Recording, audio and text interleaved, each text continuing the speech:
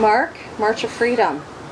Indeed. Started July the 17th of this year, but that's the actual physical march.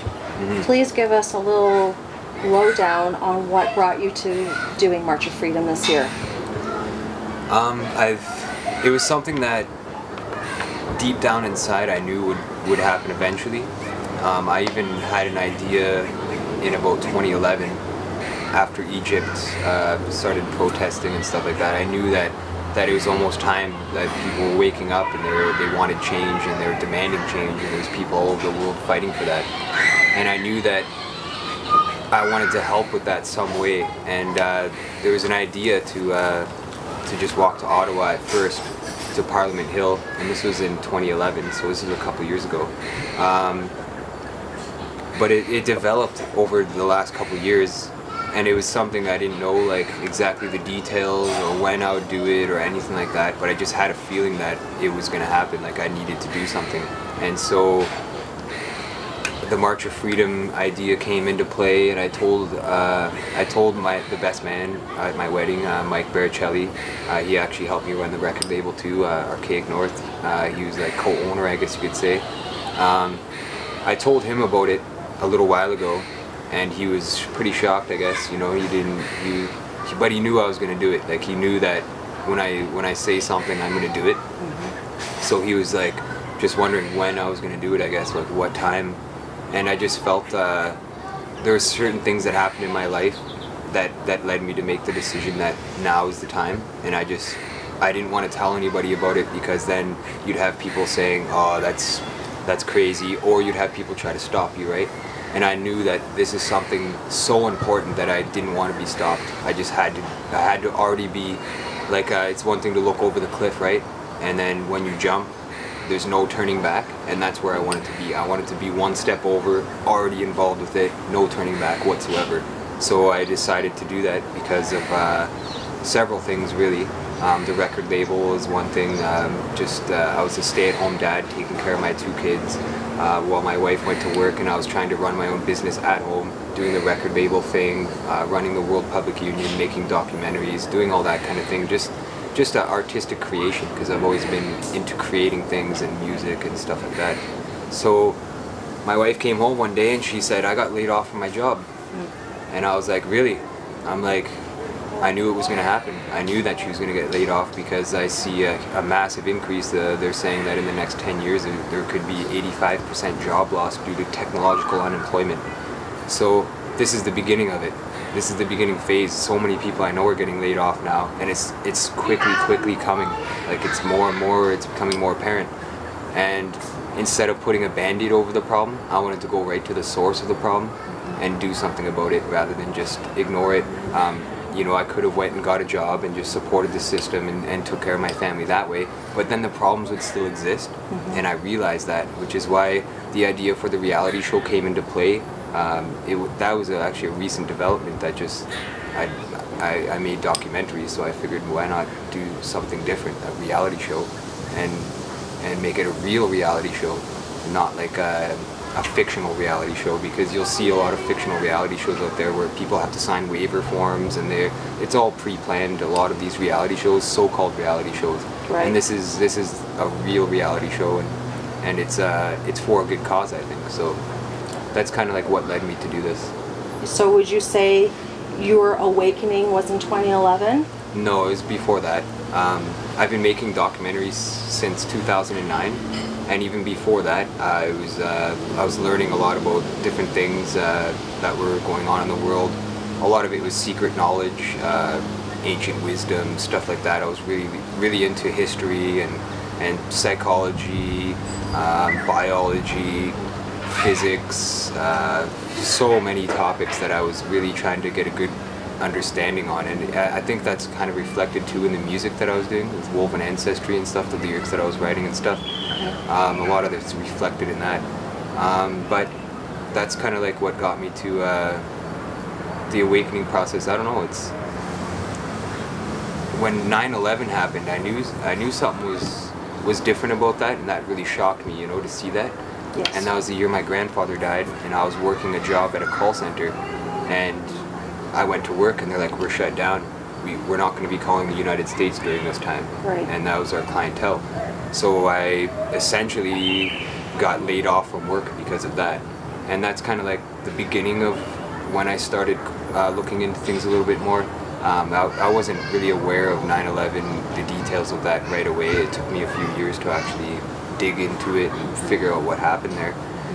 But that's kind of, I'd say it was around 2006, 2007 when I really started waking up and wanting to know about this stuff. Yes, about the awakening.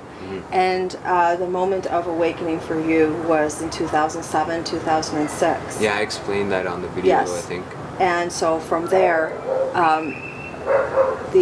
what people are doing as far as living from the moment of birth Yes. throughout their life, we discussed that they are being transformed into a certain mode of life by the government. We are being dictated to without necessarily being aware. And so with New World Order, you have come across the situation where you now are starting to make people aware that this is what's happening. This is not your life. This is the life they want you to live. Yeah, this is our life. It's not just my life that this is happening to. It's our lives. It's the world's lives. It affects every human being because we are all the same in very specific ways. We all require, you learn this in school even, we all require basic needs to survive.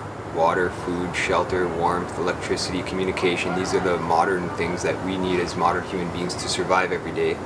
And these are the things that we are working our jobs for. And our jobs are the ones that are exploiting these resources, exploiting these needs and fundamentals. And if you don't have the money or you don't have the access to this stuff, then you will be left in the dirt to die. And there's so many people that are dying or sick. They get diseases. Their children aren't brought up right because of this. There's so many side effects, but they're not side effects. They're effects. They're direct effects because of this. And it's pretty crazy. It's like we were talking about earlier, the awakening process. It does feel like an awakening process because once you start seeing it, it does wake you up. You feel it inside of you, in your mind, in your body, in your soul. It just wakes you up to what's really going on, and then you become really interested in that. And it's a rabbit hole. So once you're going down the rabbit hole, you can't really stop because you really want to know more because you're protecting yourself by learning this stuff. And then you could protect other people. You could protect your children just from a bit of education and a bit of awareness or awakening, like you said, right? So yeah, it is. Yes. It does really feel like an awakening process when you really start to learn about this stuff. And I felt that this informing other people about what I've learned and what I see going on is probably the most important thing I can do as a human being. Music isn't. Music always was at first. I was always into the bands I was in, running my record label and all that stuff. But those are all personal goals, personal interests that benefited nobody but myself and the band members that I was in a band with, and the people that listened to it. They enjoy the music and they listen to it. But really, the world was going on and actually increasingly getting worse the more that I would not pay attention to it. And it really does boil down to your own life. Like, if you can change your own life and your own outlook on this, then it will change your world. You will see your world change as soon as you start being more positive and stop being so negative. It's called contagious apathy. That's what it is. It's contagious apathy. People are accepting the negativity in the world and not doing anything about it, and then they become programmed and developed in that world where they are apathetic, and they're spreading it around like a contagion, and everybody starts thinking like that, and nothing gets done. The problems don't get solved. In fact, they get worse. And I felt like it was a time in my life to put everything on hold, even my family, even my music, everything on hold to try to make a difference, however I could. Can it not be said then, through a band, through your music, that you can help spread the message in that medium as well? Yeah, you can, but most bands don't. Most musicians don't. In the metal world, I There's find very in few. many, compared to other genres, I find the metal world does address political issues, world issues to some extent. I think it plants the seed for some people. whether or not you can be a real political band per se. I can't think of one. But that's something that perhaps you could even think of doing with your band at some point in time when you've done your awareness campaign at this point. I find for musical genres, hip hop is the music genre right now that people are using to spread awareness. You've got groups like Immortal Technique, you've got Low Key. These are all artists who chose to do that, who chose to speak positively in their messages and their music to try to change the world and make a better place. Because you understand their words a bit more too. With metal music, it's a lot of distorted vocals and screaming, throat singing and stuff. But I really was... that's one thing with the metal music too, is like I didn't find any political bands really. There's some, like Megadeth sings, has some songs about that, you know what I mean? They do, but they don't solely focus on that. That's not what they're known for. Right. And I can't really think of a metal band in the world actually that totally is focused on making a better world, because they'd almost get ridiculed. Because a lot of metal bands are hateful. They sing about hatred and evil and hurting people, murder, death, suffering. That's the contagious apathy. That's what's happening. Direct link. Direct link, yeah. And metal is probably the most guilty of all musical genres for that. And there is hip hop too. There's a lot of gangster rap and stuff like that. That's just horrible for the mind. Horrible what would you say? Emotion. They teach Ideology. you to go out and have sex and go to the club and spend your money and abuse women and shoot each other and join gangs and shoot up drugs and all this stuff. And that's not a good message. No. And then they're playing that on the radio, they're playing it on Much Music, they're promoting that because they want people to live in a world like that so that they can create this chaos in the world. They don't want us to love each other, they don't want us to work together, they don't want us to be unified, they don't want us to make a difference. They want us to continue living our lives, spending our money on junk food, on alcohol, on drugs, or whatever they're trying to get us to buy.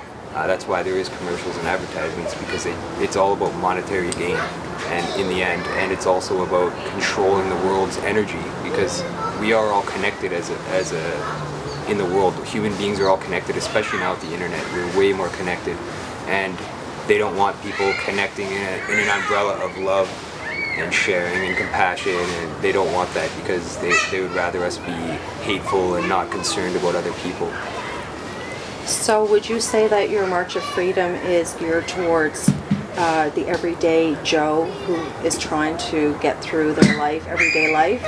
Or are you also trying to create awareness to those that be who are the ones dictating what is happening in the world?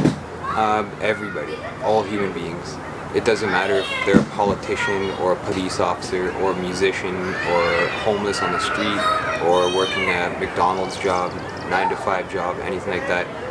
The problems that I'm trying to promote and educate people on are actually problems that affect us all. Because you could say that if somebody has enough money and they're working a good job, then they're comfortable and they're fine and they'll be happy with their life living like that. But what they don't understand is that they're a victim of contagious apathy because they're not concerned about what's going on out there, and they don't know that there could be a better way. And I've really tried to focus on this March of Freedom on offering solutions rather than just talking about the problems, to inform people and educate them on the solutions that we could overcome these problems with. And I've figured out a lot of solutions that I haven't talked much. Most people have never heard me talk about them, actually. And will you be revealing some of your solutions with your lectures on tour as Definitely. you're going through your march? Yes, there's seminars and lectures set up in Toronto, Kitchener, Hamilton, Oshawa. There's something on Parliament Hill and Montreal. So those are the major cities in this area that I'm going to be speaking at. And it's not just me though. I don't want people to think that I'm an egotistical person, because I'm really doing this for selfless purposes. I really do want to promote. But if it takes somebody to step forward and start this, then I don't mind being that person. And I don't want people to think that I'm doing it for my own selfish reasons or anything, because I'm really not. But at the seminars, I'm going to be talking about this stuff and offering solutions, and then afterwards taking a Q&A to involve everybody that's there watching and get their input so that we can talk together and figure out better solutions, maybe. You know, like Where to go from here? It's called evolution, and we need to evolve because we're de-evolving. as a species. We're being dumbed down, and we're not living to our full potential. If they have space stations right now in space, and there's still people starving on the streets, and there's still villages in Africa who don't have clean drinking water, and it's all because of money. And that's one thing I figured out, is it's all because of money. Every problem that everybody ever has out there is pretty much rooted with money. Their attitudes, crime. If you got rid of money tomorrow, let's just say, you would get rid of greed, you would get rid of corruption, you would get rid of divisions, we would all be equal. There would be no need to suffer for water or anything like that. The basic needs for human survival are water, food, shelter, warmth, electricity, communication in modern time, and those are the things that we pay money for. The physical things. Yes, we work our jobs to pay for those things. So when we get money from our jobs, we're actually putting that money back out to pay for these things that we need to survive, and that's why nobody's getting ahead. But if you got rid of money and everybody still work their jobs, and a really important thing I ask people is, what do you want to be when you grow up? Children, I've got videos of children explaining to me what they want to be when they grow up, or anybody, like, what do you want to be with, what do you want to do with your life? That's a very important question to ask anybody. And what I found is that every human being I've talked to has a different interest in life, and all these interests would contribute to the society. So people do want to do things that contribute to the society. Right. And if we got rid of money, then they would be doing it to contribute to the society rather than keep themselves alive or making a living, because that's what it is. You're making a living. So if you eliminated money, then let's just say somebody wants to make televisions because he has an interest in electronics. I've met people that said that. So they would be working to develop the best technology for TVs. And everybody would be entitled to a big screen television because we work and contribute to the society, and we'd be honored with the big screen television. Now, if somebody wanted 10 big screen televisions, it wouldn't make sense because they would have what they need and they wouldn't need anything extra, really. They'd have everything they want in life. In a world without money, you wouldn't be able to sell them. No, because that's a hoarding too. It's hoarding, yeah. Yes. So it would get rid of hoarding.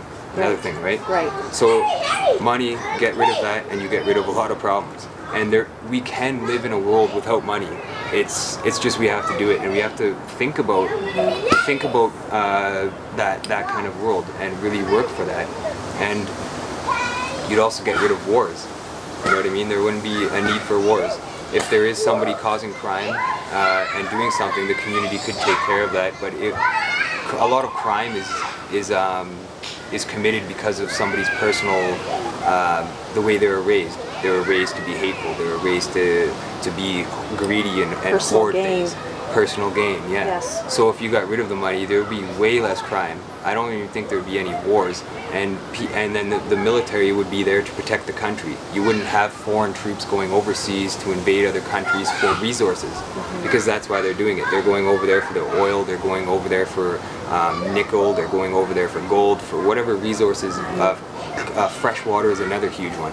A lot of wars have started to gain spring water, fresh water, because water has become privatized now. So water is a very highly profitable resource. So if we didn't have money, then we would be using the resources more wisely, I would say, and there wouldn't be companies hoarding it all and polluting the environment. You know, that's another thing. When you're greedy, you're not concerned about the environment, and these corporations and the people that are running the corporations, the governments that allow these corporations to harvest the resources are greedy, and they're the ones that are causing all the environmental problems that we have. What would you say to bartering? Bartering? For services. Well, there's already people that do barter. I mean, if one person is a mechanic and the other person's a carpenter, the mechanic won't pay for carpentry work for his house, let's just say, and the carpenter won't pay for mechanic bills for a car or anything. So there already is bartering going on. It's just done secretly and between people privately. Right. I know the Freemasons are definitely huge on bartering. That's how they increase wealth. That's a way that they increase wealth, because we're living in a world where there is money and bartering going on. When they barter, they don't need to spend money on certain things, and then they get rich, and that's probably how they climb to the top. I can't really put my finger on it and say that's exactly how they get to the top, but I'm sure that these people that are connected, that are high up in power, they are doing the bartering things so that they don't have to pay money, and I don't know. But I think I don't think there's a term for it. Like, you could call it, I'm not a communist, I'm not a person who thinks that bartering, I'm not a socialist, I'm not a Democrat, I'm not a Republican, I am a human being. Right. That's what I You're am. I'm a human representative being. of the population of the world. And as soon as you put a label on something, then there's limitations. Yes. And people forget the fact that there's fundamentals in life that we should really be focusing on, and we could live in a better world. And when you put a division on it, that's one thing I'm finding too, is divisions is a major problem. Like, people are divided. And that's where they want us. They want us to be divided. That's why you're seeing all this racism stuff on the television lately. You're seeing the stories. Court case. Yes, exactly. The Zimmerman thing, all that stuff. So you're getting the media promoting racism, which is causing divisions between those people that are involved with the races. When really we're all human beings. We all use a toilet when we have to go to the bathroom. We all need food. We all need water. We all need the sun. We all need love. We all need compassion and caring. And when you put a division up into place, you lose all that. I think of Pink Floyd Division Bell. For some reason that came right to mind. But you also touched on the Freemasons, which is something I want to talk to you about. We all know that Freemasons stemmed from the Templars. Yes, the Knights Templar were the ones who actually first designed money and banks and lending. They put kings in debt, actually, the Knights Templar. They were loaning kings money with interest, so you got the interest margin there, which is another major issue. The credit card companies still use that to this day. Yes. That's how they make their money, and they get filthy, stinking rich off of that. And we are the ones who are paying for it. So it's an ancient practice that still has not been abolished. We haven't even got rid of that. And the Knights Templar were actually persecuted for that. They were driven out. They went to Scotland. They spread out throughout Europe. But Freemasonry actually dates back even longer than the Knights Templar. It does. It wasn't called Freemasonry though back then. It was called the Mystery Schools. It was called the Babylonian Mystery Schools, which is where they developed the secret knowledge of ruling class, slaves, stuff like that. And you have that in Egypt, even in Sumeria. Sumeria is the oldest civilization that we know to this date that we can find in the world. So you have the Sumerian technology. You have the oldest king list is actually the Sumerian king list, and the Sumerian king list was a list of rulers. So that's the problem. People for centuries have had a leader. You know what I mean? And we don't need a leader. We need ourselves. We need to work together within ourselves. We are our own leaders, but as soon as you put a leader or you elect somebody, or actually they're not even electing anymore, they're selecting these people to go into play by their backgrounds and their corporate agendas and stuff. Yes. If a person like me would never become Prime Minister of Canada because of my agenda, right? They would never want me to do it. Even if I had all the votes in Canada, they would still not put me in there because it's not beneficial to keep this system going. Right. So as soon as you need it, well, you don't need a leader, but that's what they think that we need, is a leader. And for a long time, there's always been a leader, and that's what it takes. A community will have a king, and then all the people work for that king. The king gets Yes. rich, and the slaves are doing the labor and keeping that community going. Yes. It's the blue-collared workers, it's the people that are working and contributing to the society that make the society, and yet we give it all away to a leader. That's another major problem that I think we need to address. So ideally, I guess we could blame Freemasons or the Templars for the system we are currently living in. Well, I'll tell you, I've left from Sudbury and I walked from Sudbury to North Bay. I got a ride 20 kilometers once from Hager to Sturgeon Falls because there was a storm came in and there was actually a tornado that tore apart calendars. So I'm glad I got out of there and into a room where I was safe. Yes. But then in Jocko Point, I twisted my ankle and it was all badly damaged. So I had to get another ride about 24 kilometers to North Bay. because I had a place to sleep there for free at a friend's place. They let me stay there to rest my feet and injuries. So I was doing that, but every single little community that I've been to, in every town, there's a Mason Hall. And if it's not a Mason Hall, there's a Lions Club, there's a Knights of Columbus, there's a Shriners Temple, there's a Right. Legion. These are all denominations of Freemasonry. They're all Freemasons, but they start denominations and stuff like that. So every single community, and I've been documenting it all along the way. I go to the lodges, I knock on the door, see if I got an answer. And in North Bay specifically, they have an old lodge. And when I went to knock on the door, I noticed right above the door handle is the all-seeing eye. Yes. So people are saying, oh yeah, the all-seeing eye is the symbol of the Illuminati and the secret societies. It is. It's a reality. You could say I'm a conspiracy theorist all you want, but the facts are there. That is their symbol, and it's right on their lodges, right on the front doors of their lodges. So I haven't talked to a Mason yet. I've knocked on the doors and nobody's answered, but I've seen Masonic temples and lodges in towns like Sundridge. The population's 1,000 people. It's a very small place, but they Right. still have a Mason lodge. So, and it's one of the oldest buildings in the community. So if you do the math, Yes. it's pretty obvious, right? They do have a great standing, obviously, throughout the countryside.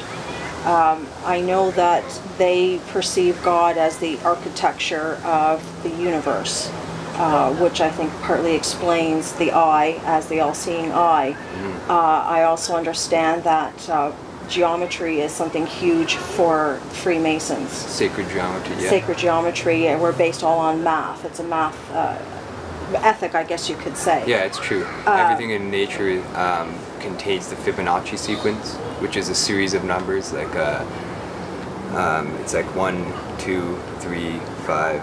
It's just like adding a number to the next number, and then you get the next denominations, right? And then there's whole numbers. It's very mathematically, but everything in nature, to the amount of leaves that sprout off of a plant, to the flowers, to the cauliflower, fractals, all of this is mathematical, and they understand that. They've understood that for hundreds. That's what I was saying earlier. That information comes from the mystery schools, from the Babylonian mystery schools, which predates Knights Templar. So the Knights Templar actually stole this knowledge and kept it secret. That's where the secret thing came into play, where it was always secret, but the Templars were really trying to destroy the culture, and that comes from the church, from religion. Yes. So the Vatican, the religion, they've tried to keep this information from the public so that we can't have the knowledge, because knowledge is power. It truly is. Once you know about this stuff, people would revolt. If it became widespread knowledge, people would revolt, and that's why there is Masonic temples, so that you can get filtered out before you're accepted as a Mason. They have a ball. Yes. You get a black ball and you're not allowed into the Masons, right? They do this ball thing, Yes. and they do a bit of background check on you to make sure that you're not going to threaten their power structure. They also are highly religious, from what I understand. Yeah, you have to believe in a God to become a Mason. Right. It doesn't matter what God it is, you have to believe in a higher being, a creator. Than ourselves. And that's a big thing right there, right? Because we have the power, not something out there, not anything like that. It's Some our choices. Like if I wanted to take a drink of that right now, it wouldn't be a God that would put that drink to my mouth and make me drink it. That's my hand moving because my brain is saying, okay, there we go, I'm gonna take a drink. But some So would argue and say that it was everything- his intention or her intention to have you pick up that drink. But it's not. It was a thought in my mind that wanted me to do that. Because it's just like if I wanted to get out of the seat and walk over there, I could do that. It's my own choices, and it's always been our choices which created this world. The person who invented that barbecue over there, he had an idea to make a device that would cook food outside on propane. So he or she developed that invention and made it a reality. So that's what it's always taken, is our own willpower to create this whole planet, everything that we have in this world. But again, there could be the argument that that is all put in place, that those thoughts were placed into your head, that there is an influence from an entity that you're not aware of. Yeah, I mean, that's what they want you to think. that's just an argument, not to say that I truly believe. Yeah, it's a way to separate somebody's power and willpower, I guess you could say. And this is something I wanted to say too in this interview. I've never said this before anywhere publicly in any of my films or anything like this, but this is a theory actually walking down the highway that I came up with not too long ago. And I think it makes sense actually. with the religion thing, you know what I mean? Religion, people put their faith in God, and then therefore they feel like they're insuperior and they can't do anything. It's God that makes all the decisions, right? So that kind of limits people's power. Now think about this. The aliens, that's another thing. People could say it's aliens, that there's aliens out there and all this stuff. Now think about this very, very, very deeply and consider this. The alien agenda came out in the essentially 40s, Roswell, New Mexico. They found a plane, a UFO, the saucer that crashed, which was essentially military technology. They built that because they had that kind of technology back then. The Nazis were doing it. They were developing the real technology and all that stuff. So they had the technology to build these spacecraft, and then they crashed it. Now, if you think about this, we're the aliens. This is my theory. We are the aliens. Because right now, in our current state of life, we're trying to get outside of this planet. We're trying to go discover other places, right? Now, who's to say that didn't happen a long time ago, and that's how we got here? In the first place. In the first place. Right. So what better way to trick the whole human race than to tell them that there's something else out there that's not us, but it's something else, and then put out a big propaganda campaign to make it seem like there's something else out there that is not us. And the CIA and the military were the ones putting out all this information, and those agencies are the ones that are essentially responsible for a lot of the deception and the lies. You have the CIA and the FBI filtering the news through Project Mockingbird and Bluebird and all those programs where they have infiltrated the media so that they can be sure that what they're putting out is propaganda, and it makes us think a certain way or believe a certain thing, right? And I don't think it's too hard to believe that we came here a long time ago, and that's why we're seeing on the Sumerian tablets and on Egyptian pyramids something coming from another place down to here. They were explaining to us how we got here. You know what I mean? Yes. How we got to this place. And the Aztecs. Then too. the CIA and the military decided, okay, let's trick the human race and tell them that it wasn't human beings. It was some little gray men. They look exactly like us, and they have black eyes. The eye is always used as well in that. So that's another kind of indicator that there's something secretive about this. But that's another way, just like with religion, to separate ourselves and think we're insuperior. And that's why you're seeing now that the government is releasing information about extraterrestrials and UFOs, and really there's no shred of evidence of it. You know what I mean? I've never seen an alien, you've never seen an alien, nobody in this world has ever seen an alien. Yet we're all supposed to believe that an alien came down here. Like, I don't think it's hard to believe that human beings are on another planet right now somewhere. Interesting concept. And yeah, I've never explained that to anybody before. I've kept that in and just thought about it and developed it. And that's a theory that I came up with. I can't prove it, obviously, but it makes sense. It makes a lot of sense. It's really logical to me, I would think. I've spoken to some people who think that since the Roswell days, the technology of mankind has increased 100-fold since that time period. Mm-hmm. Would that be because there were secrets to be found if they truly were aliens that crashed? Why is it that all of a sudden we're propelling ourselves technologically? It's not just spacecraft or anything like that. We're advancing everything, everything, and that's evolution. Human evolution is what's happening. Are we tapping into something that we didn't tap into before? We're just getting smarter when we teach each other things and we talk to each other. That's when we're really going to learn and evolve, and that's what's happening with the internet right now, because we are connected all over the world. Ideas transfer way faster, and then they get developed faster. So what happened in the 40s with Roswell and all that stuff is they already had these spacecrafts, and they were just developing new forms of spacecraft and new technologies, anti-gravity devices and all that stuff. And the Masons actually are the ones who are really putting this out there, like Ancient Aliens and all that show. That's all knowledge that Masons learn about, and they don't tell anybody. The Bermuda Triangle, ley lines, all that kind of stuff is what essentially Masons are learning about. Sacred geometry, the way nature works, all that stuff. So when I was really thinking about this, I'm like, they have an agenda, and what is their agenda? And it just really, it really clicked to me one day that the alien thing could be a way to get us to believe that it wasn't us who came here a long time ago. It was something else. And I've never seen an alien. I mean, if somebody could show me an alien out there, please do, because then I would believe you. But if nobody can provide that evidence, then I need evidence to believe what I believe in.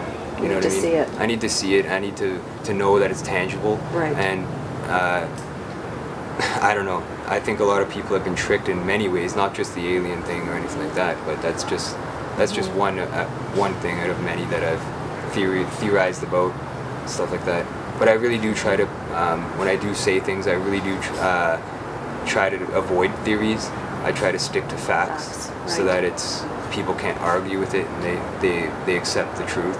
That's important to me, I think. So that this is a mission of truth for you. You had touched on social media exploding and how we're able to communicate and reach ideas to each other. Why not just stick to social media in this March of Freedom? Why take this to the street, to the road? Because I'm only one person, and a lot of people out there have tried spreading awareness using social media, and it doesn't work. So you feel you're people are awakening. Gaining more ground?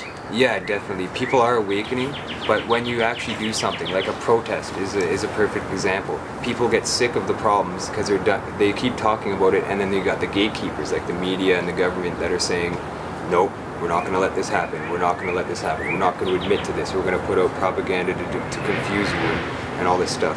And it's the people that actually stepped forward and did something about it that ever made a change in this world. So why should I believe you, Mark? Why should I believe your March of Freedom? Don't believe me. That's one thing I tell everybody I meet. Don't believe a word I say. Go out and do the research yourself and find the facts for yourself, because that's what I did, and that's what's needed. Because you'll come to your own conclusion, and the facts are out there. You know what I mean? If I'm telling you something, don't believe it. Just go and look it up yourself. And if I'm lying, you'll find out very fast. So you don't want to be a dictator yourself. You No. want to be able to plant a seed and have people do their own research and their own conclusions. Yes, exactly. William Cooper was a really big influence on me, actually, into looking into this stuff. And he was killed on his front doorstep protecting his house. Many people don't know about this, but he wrote a book called Behold a Pale Horse. And that book really opened my eyes, and watching his lectures and stuff like that really opened my eyes. And he even said what I just said, don't believe a word I'm saying, go look it up for yourself. And I did that. I took his advice, and that's how I learned so much about all this stuff. And I mean, I did put out the theory about the alien thing, that's only one thing, but the reality is there is homelessness, there is wars, there is Monsanto putting GMO foods, there is fluoride in the water, there's all this stuff that's real.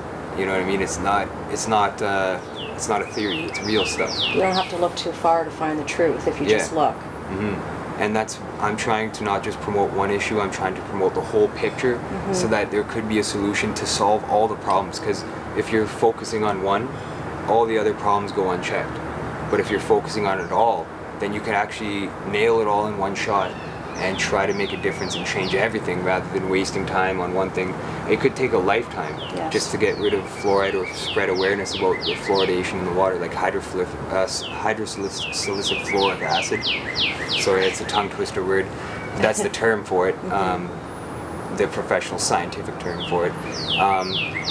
But yeah, you could spend a lifetime focusing on one thing, and then all the other problems just go unchecked, and they'll just continue to grow. And there's other ways that these companies, corporations, leaders, government people will deceive us. You know what I mean? They'll put a little bit of truth out and then hide it with a bit of untruth. And that's another, that actually comes from military intelligence, MI5, British intelligence, founded by John Dee, Queen Elizabeth I. John Dee was a black magician, essentially. He translated Necronomicon, apparently, and he was actually the founder of British intelligence. So he was, James Bond was actually created after John Dee, his character, and Merlin as well. Merlin, any wizards, you got Sauron, you got all these people in all these TV shows and movies. They're all based off of John Dee's character. And John Dee was an occultist, he was a philosopher, he was all sorts of things, right? And it's been happening for so many years, and I just felt it was time to really focus on things and do what I could, even as one person, one human being, do what I can, because then people if I die, when I die, whenever that time may be, they can look back at what I've done and say, okay, he actually did something to try to make a difference. You know what I mean? And whether how small it is or how big it is, I at least tried, and I would feel better going to my grave knowing that I did try, and that my children can grow up and like. Would you say then this would be a legacy you would like to leave your children? Yeah, definitely. Like, my kids are really important to me, but it's not just my kids. You have kids. A lot of people have kids, right? Mm-hmm. And it's not our world, it's their world. They're going to be the ones who inherit this. And it hurts me a lot. It really does hurt me a lot to know that we could leave behind the worst world ever for our children, and they could suffer more than we have.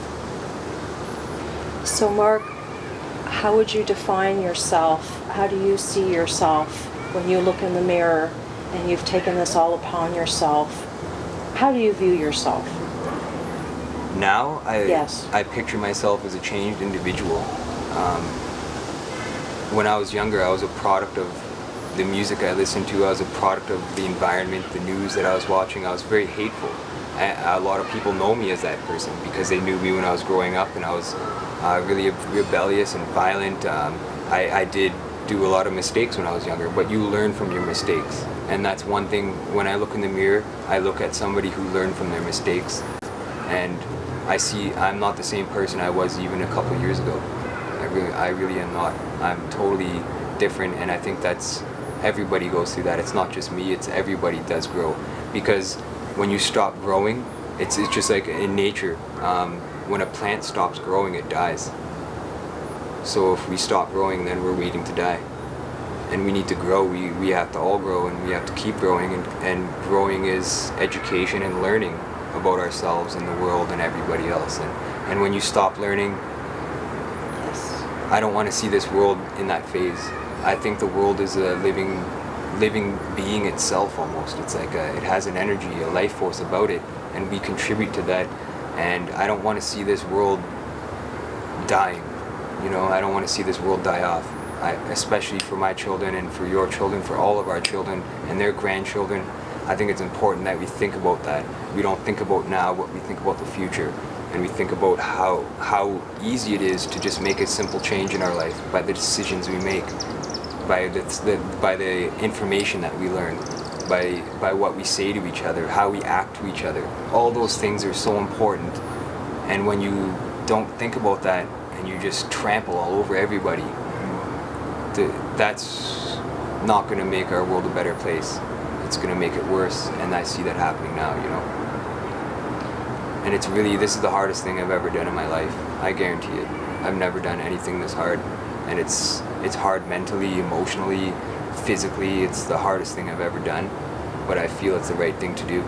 And I could say that I've left from Sudbury and I've walked to the Atlantic Ocean, and I've talked to hundreds of people along the way, and I've heard their concerns. I've heard what they feel is important to them, and I'm learning from that so that I could teach others what other people think. And then if the government does want to listen to me, or the news wants to listen to me, then I could say I have actually spoken to people all over this country, and I know what they're concerned about firsthand. I haven't seen any politician do that ever.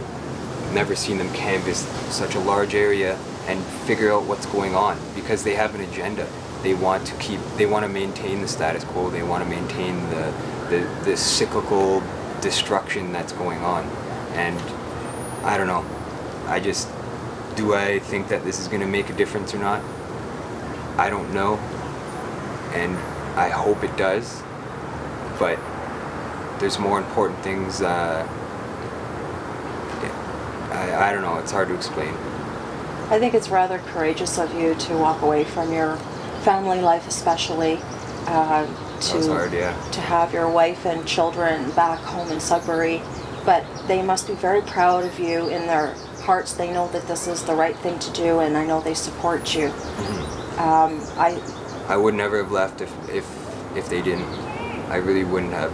If they didn't support what I'm doing, I would never have left. And if I didn't know that my family had good friends and family back home, that would help them in my absence, then I would never have left. But I knew that by doing this, I knew that they would come together almost and help that.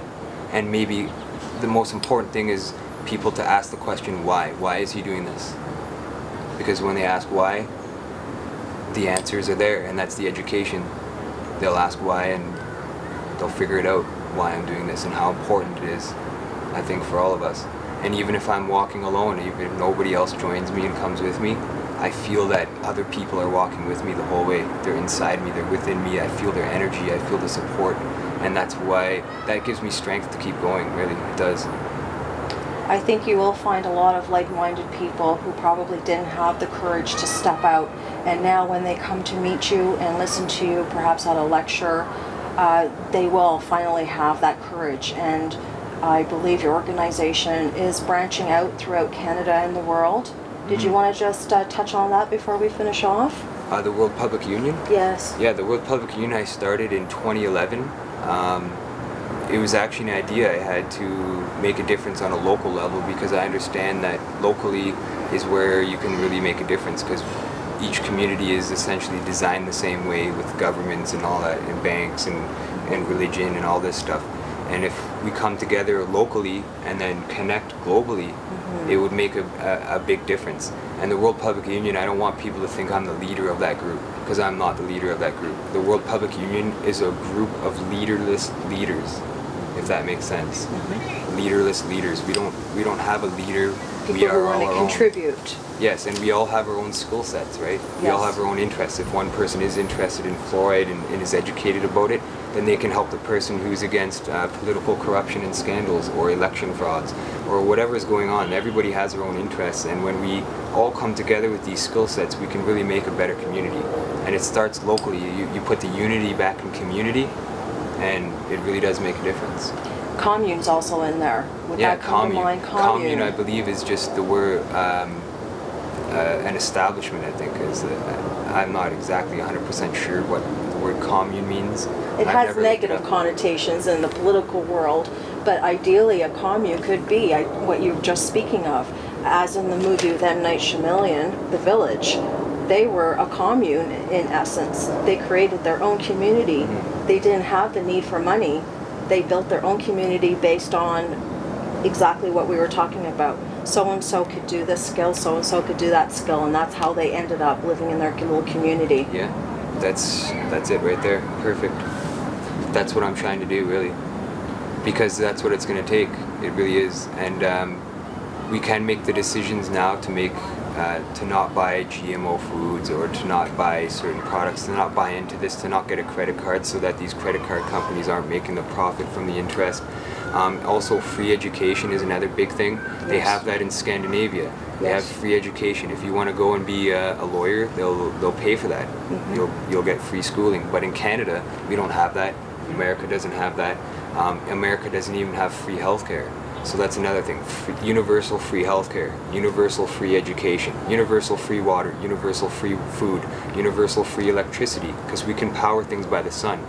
Yes. Solar vehicles, and that the oil companies don't want that, because they're pumping gas out and they're making money. That's what's causing global warming, and the carbon increase in the air is because we're using old ancient technology just to profit these people, just that these people can make profits, right? But we do have the power to have a solar vehicle, to power our vehicle off the sun. It wouldn't cost us anything. A friend of mine, Anthony Costello, actually built a self-sustaining power unit when he lived in North Bay, and it cost him about $2,000 in supplies, and which is quite a bit of money. But if you think about this, it's a device that you put in your home, and it powers your whole house. And you could power things outside of your house. If you have a vehicle, a solar vehicle, you could charge your vehicle that way.